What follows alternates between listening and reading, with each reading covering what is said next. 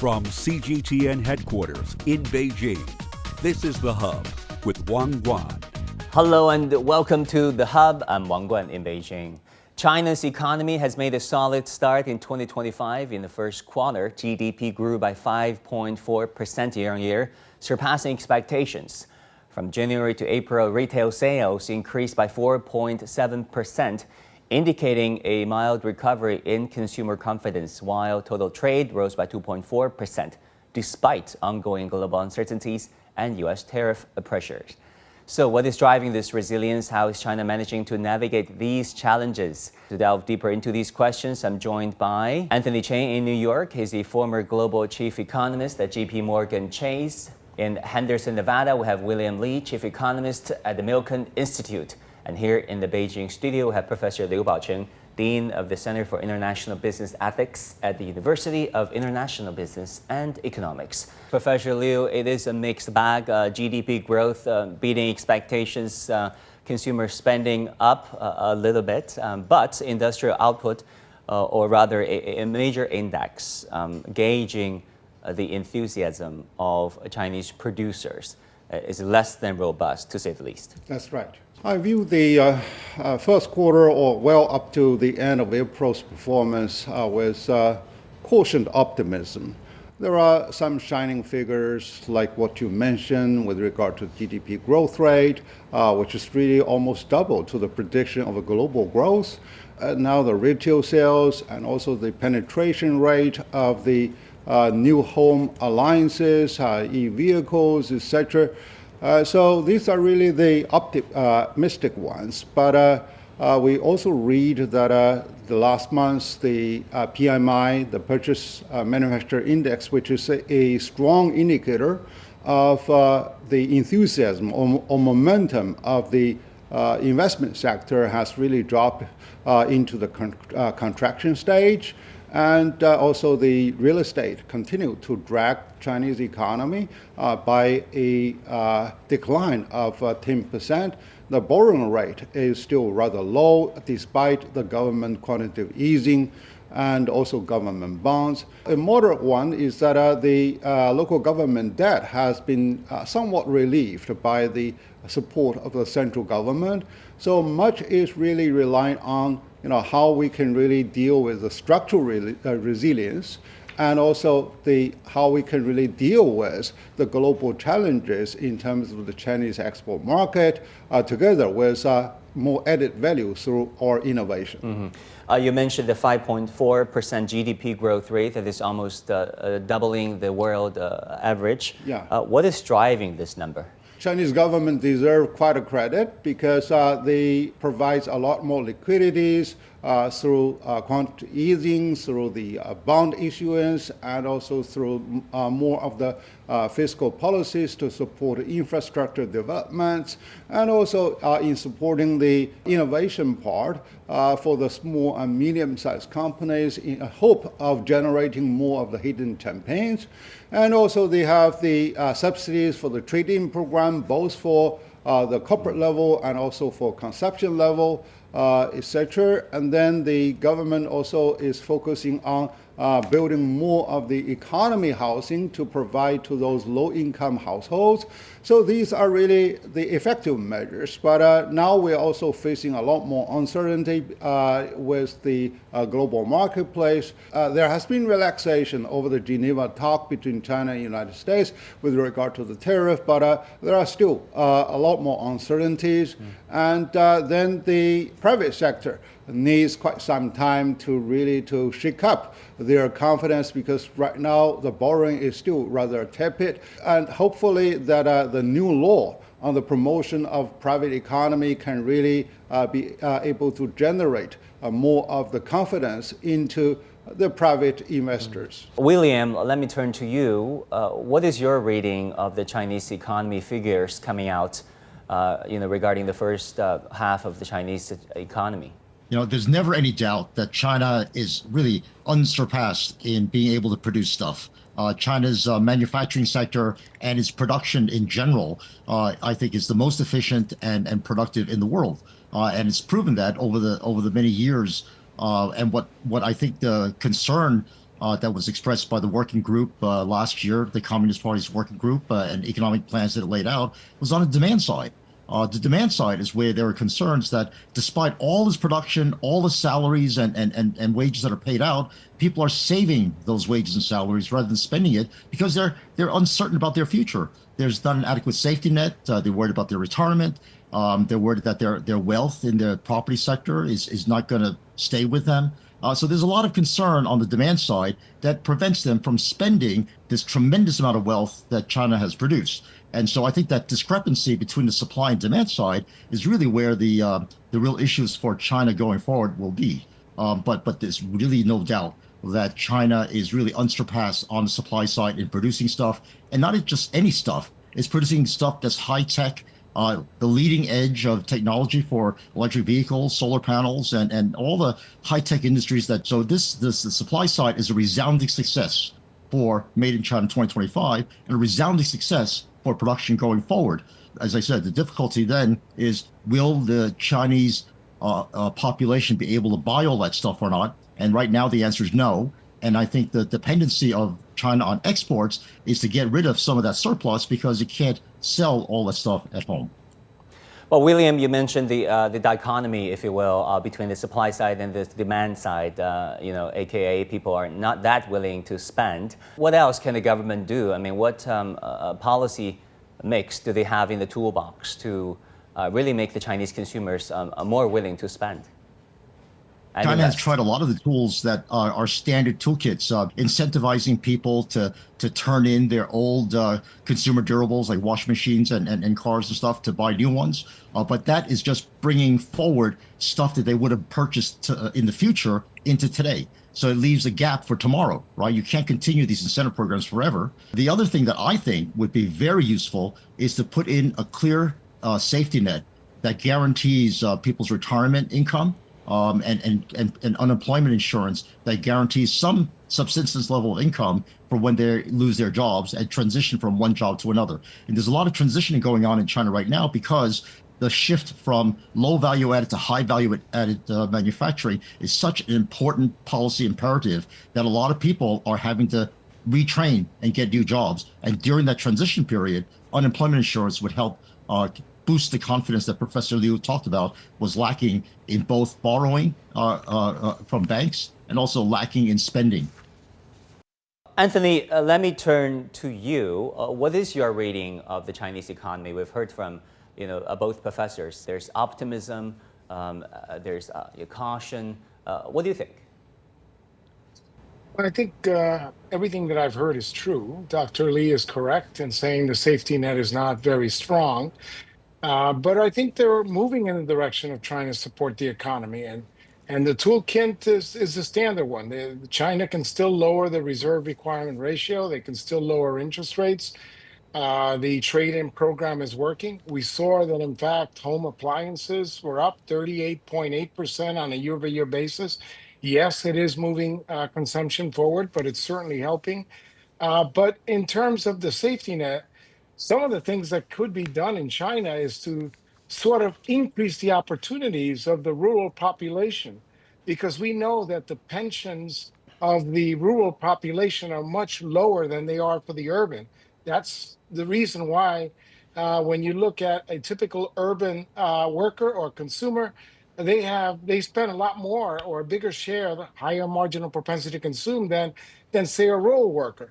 You also want to make it much easier, perhaps, for rural workers to build housing in the urban cities, the so-called hukou program. I know that there've been some strides in trying to improve that. These are all things that they can do in order to improve consumer spending. Now, in terms of improving growth in the economy, I think that one of the things they have to do is perhaps be more aggressive about the dual circulation, where they actually try to stimulate demand not only in the United States, but also overseas. Now, there's some markets where it's very challenging to increase the demand, like sending more products to the United States. That's going to be a little bit of a challenge. Sending products to Europe may be a little bit of a challenge. But certainly what China has done is increase the proportion of the goods that they export to the Belt and Road countries, to the point where more than 50% of the trade that China conducts is with the Belt and Road countries. And that's why when you look at the share of Chinese exports that come to the United States, they're down from a recent peak of over 20%, almost 22% in 2017, and now closer to 13%. So they are diversifying their export base. That I think is important. And also get more excited about exporting to countries that are a bit friendlier to China in order to get rid of all those surplus products that Dr. Lee has talked about that China produces, because they are very efficient at producing products at a lower price and not as good at trying to distribute it inside China, because they're producing more than they can consume. Yeah, two other issues I really want to add. One is whether China needs to take a long-term view, because education expense has really dropped by 0.3% last year. And this is something that's alarming as an educator for my life. So if we really go for high quality growth, we need high quality skills among the people. And so therefore, the Chinese per capita, the expenditure in terms of education is even slightly lower than the average of the developing economies. So this is something that's rather awkward. So therefore, I would urge the government to spend more to invest into education, because at least now we need to cover 12 years of compulsory and free education. So far, we are still having 9 years of compulsory education. So this is something that's really generate long-term sustainability and high quality growth guarantee. And the other issue is a structural issue, because you see that there are a lot of supply that couldn't be sold, and inventories are building up. But if you go for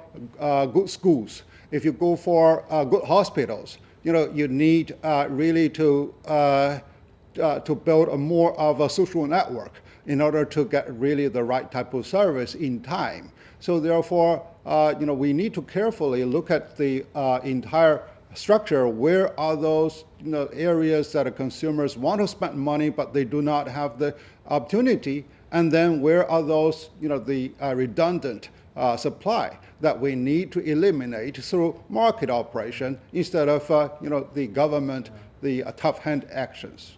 Yeah, well, we noticed that the government is making conscious efforts in stimulating growth, lowering borrowing costs for enterprises, which also means lower in reserve ratios required for banks, and mortgages down. What else can the Chinese government do at this point when it comes to, both on the monetary side and the physical side? I would really generally advise that the government could do less by creating more, because we are really, our success is really dependent on deregulation. And right now, of course, when situation gets more complicated and there is also a shift into contingency mode, government can do something more, but again, the general picture is that the private economy will have to shore up. So and the fact that we produced a new law on the promotion of the private sector is also there to show that the government is recognizing the private sector does not really have the right type of confidence as expected by the government. So much is really dependent on what are the realistic measures to convince the private investors to really to further invest into the real economy. So right now, much of the money goes to the stock market in order to give a sort of a prosperity symbol. But now, stock exchange will be able to translate those liquidities into supporting real productivity and also innovation, of course. So therefore, because the private sector takes a lion's share, roughly 90% of the job opportunities, and now our graduates are also facing tough challenges in getting their job, not even the right job. So this is something that we need really to realistically do. So now President Xi also recently mentioned that over the next 5-year plan, we need to have a more rule-based and law-based economy where the both consumers and investors have a higher level of certainty in what is lying ahead in terms of the investment or consumption decisions. Anthony, we see that in what President Xi described as new productive forces, including 3D printing, electric vehicles, lithium battery production, the Chinese economy is doing fairly well. Double-digit growth being registered. What sectors do you think hold the biggest potential to stimulate the growth of the Chinese economy going forward? Well, I think it's pretty clear that they have to move towards high-tech value manufacturing, more technology. You're already seeing that. And you need to see more of that because that's where you can make a lot more money. China has already moved basically to shift production or diversify a lot of its production to other countries, other third world countries that have low labor costs because it frees up space for China to move into the high-tech areas that you've just described, whether it be electric vehicles, whether it be robotics, things like that, is probably the wave of the future. And that's where the Chinese value is to be sought.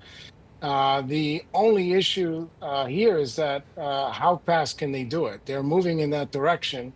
And that's how a lot of the export issues that China faces are being circumvented by outsourcing a lot of the production from Chinese factories into other countries, and then those products can go somewhere else. The problem is, of course, that some of the other countries are catching on and adjusting the tariff situation to reflect that. One thing we will have to mention is the China-U.S.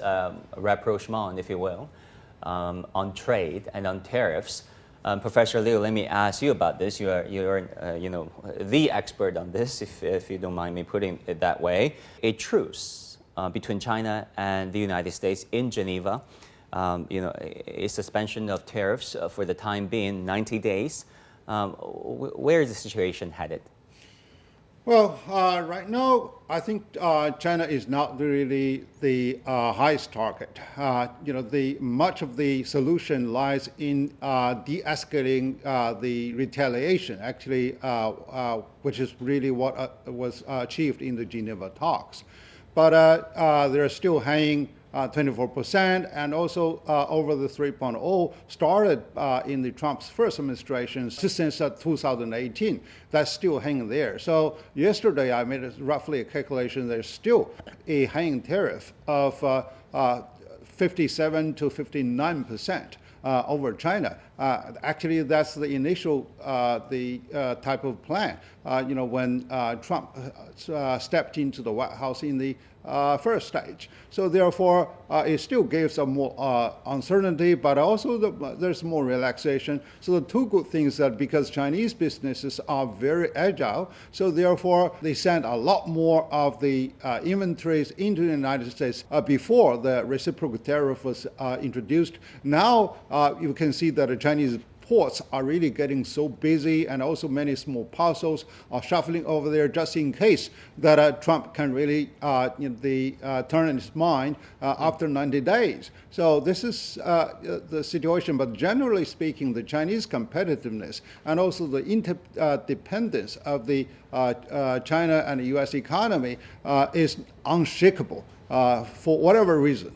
William, China's trade with the United States is down, but China's export is still growing 7% in the first quarter of 2025. This is remarkable. China's exports with the Belt and Road countries accounted for 50% of China's total trade. What do you make of all these? Well, I think the huge jump in exports is the fact that American shoppers are also good shoppers. They know a bargain when they see it, and they'll buy stuff before the anticipated price increase due to tariffs. So that is the surge that came about, at least part of the surge that came about in the first quarter. I think the real message of the rapprochement between China and the U.S. was the recognition that they already have the basis of a deal. They had a deal in the first Trump administration where phase one was put in place, and they were going to put phase two and three in place to guarantee intellectual property protection and trade and services, opening up China's market for American financial products and other services. That is, I think, where the base of negotiation is, because let's face it, the deal that President Trump is offering, not just China, but the rest of the world, is come partner with the United States. Come build your stuff here, and I'll give you lower taxes, fewer regulations, and a smaller government with more resources and a protective barrier to protect you from unfair competition. And the UK has decided to go for that deal because they have been a partner with the US with massive investments in the United States. Japan is one of the largest net investment positions in the United States, and they too are going for a similar kind of a deal. But China has so far chosen to be a competitor and say, no, we're so good at producing stuff at home, we're going to produce our stuff at home. And so we're going to ship it to you as exports. And that's why they're facing a minimum 10% tariff barrier. Now, the high barriers that Professor Liu talked about are really fentanyl related. And that is a separate part of the deal that was already considered under phase one that they're trying to resurrect and to say, look, if China gets serious about cutting the flow of fentanyl and fentanyl precursors flowing into Mexico that are just destroying our country, then the 30% tariffs are gone. So I think, and from what I've heard of discussions between the Chinese and U.S. authorities, especially on the national security side, it looks like they are in almost at agreement that yes, we have to do something about that kind of illicit trade. So I think the 30% tariffs are almost gone, and we're back to the 10% tariffs, baseline tariffs, which I think is considered a price of admission for selling in the U.S. market. The U.S. is one of the most dynamic marketplaces for people to sell stuff in. President Trump would rather you produce the stuff here to sell in, but if you insist on exporting it to the United States, you pay a minimum 10% entry fee. Yeah, William, I mean, of course, there's this issue of intellectual property, to be fair, and, government subsidies over the years, which a lot of countries do. But in all fairness, China wanted to sell more BYD electric vehicles to the United States, and it wouldn't take it. It wanted to sell more Huawei cell phones to the United States. It wouldn't take it either. I mean, it is a complex situation. Anthony, where do you think China-U.S.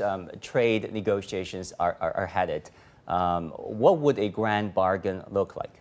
I think the grand bargain would be if somehow tariffs go down to the same level that other countries are paying, which is right now that baseline level of 10%. If you get there, that would be a win-win. Yes, the fentanyl issue is front and center. Last year, fortunately for the United States, fentanyl-related deaths were down almost 30% on a year-over-year basis. That's still too high, and of course, the goal is to bring that number to zero or as close to zero as possible. But progress is being made in that front, and more progress will be made. And when that issue is resolved, I do agree with Dr. Lee that those fentanyl-related tariff charges will disappear, and that will be a good thing. Professor Liu, why is fentanyl such a big deal? Well, U.S. is really a victim of the drug trafficking. There's no doubt about that. And so many lives have been cost.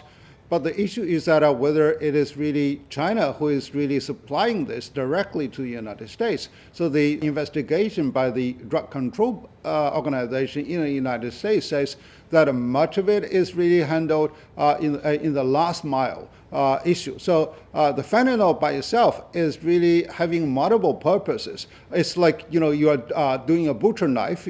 People use the butcher knife to, for legitimate purposes, or they can also use it to kill people. So now it's much lies in the how the United States is really taking the leadership and working with many other regimes to deal with this issue, and particularly in the last mile control, and also to tackle those tycoons that are dealing with those illegal drug manufacturing in the high mountains and also smuggle into the United States. So China is willing to cooperate, but China will not really be able to simply to kill those companies who are really having the legitimate manufacture and legitimate export. Yeah, all these will factor into the grand bargaining of China and the United States going forward. Professor Lee, I want to thank you for your insights. William Lee and Anthony Chen in the United States, thank you both, gentlemen. And with that, we come to the end of this edition of The Hub on CGTN. Thank you for tuning in. I'm Wang Guan in Beijing. I'll see you again soon.